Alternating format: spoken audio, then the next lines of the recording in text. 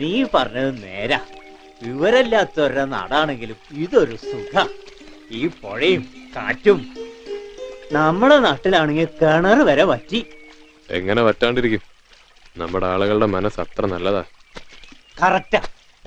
ഞാനൊരു സത്യം പറഞ്ഞ നീ ചിരിക്കോ? ഞാൻ ചിരിക്കും. നീ ചിരിക്കും. അതുകൊണ്ടല്ലേ നീ ഗുണം പിടിക്കാത്ത. മോനെ ചന്ദ്ര, ഞാൻ നിന്റെ ചേച്ചിയെ കിട്ടിയത് അവളുടെ സൗന്ദര്യം കണ്ടിട്ടാ, അല്ലെങ്കിൽ പതിനഞ്ച് പാവം കണ്ടിട്ടോ? നിന്നെ കണ്ടിട്ടാ. നിന്റെ തങ്കം പോലത്തെ മനസ്സ്. എന്തിനാ തൊളിക്കണേ? സത്യം പറഞ്ഞേട്ടാ ഞാൻ ചിരിച്ചു പോകും. പക്ഷെ ചന്ദ്രേട്ടൻ ചിരിക്കില്ല. ഇവൻ ചിരിക്കില്ല. ഇവന് ബുദ്ധിയുണ്ട്.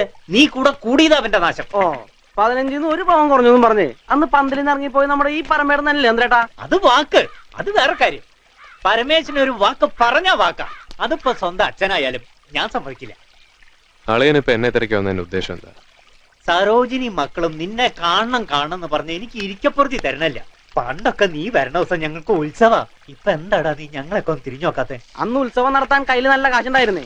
7 ലോറി ഉണ്ടായിരുന്ന മൊയലാളിയാ പിരിക്കണില്ലേ അണ്ടി വേണനെ പോലെ. നീ പോടാ. എന്റെ അളിയന് ഒരു പ്രശ്നമില്ല. 7 അല്ല 70 ലോറി വാങ്ങിക്കടാ നമ്മള്. അതിന് വേണ്ടിട്ടാടാ ഈ അളിയൻ വന്നിരിക്കണേ. അളിയനും കൂടി 70 ലോറിയൊക്കെ വാങ്ങുമ്പോ ഈ പാവത്തിനെ മറക്കല്ലേ. നമ്മളൊക്കെ ഒന്നാടാ പുകഞ്ഞ കൊള്ളികള്. നിന്റെ അനിയനുണ്ടല്ലോ എഞ്ചിനീയർ സാർ, അവനും ഭാര്യയ്ക്കും ഇപ്പൊ നിന്റെ പേര് പറയണത് പോലും നാണക്കട. ചീട്ട് കളിക്കാരനല്ലേ, കഷ്ടപ്പെട്ട് പഠിപ്പിച്ച് ഈ നിലയിലാക്കിയതാരാന്ന് പറഞ്ഞു.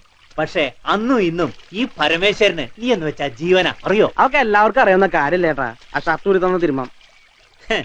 ബോധമില്ലെങ്കിലും ഇവൻ ആള് നല്ലവനാ. പോയത് പോയി. ഇനി അതോർത്തിട്ട് ഇങ്ങനെ നത്തിനെ പോലെ ഇരുന്നിട്ട് ഒരു കാര്യമില്ല.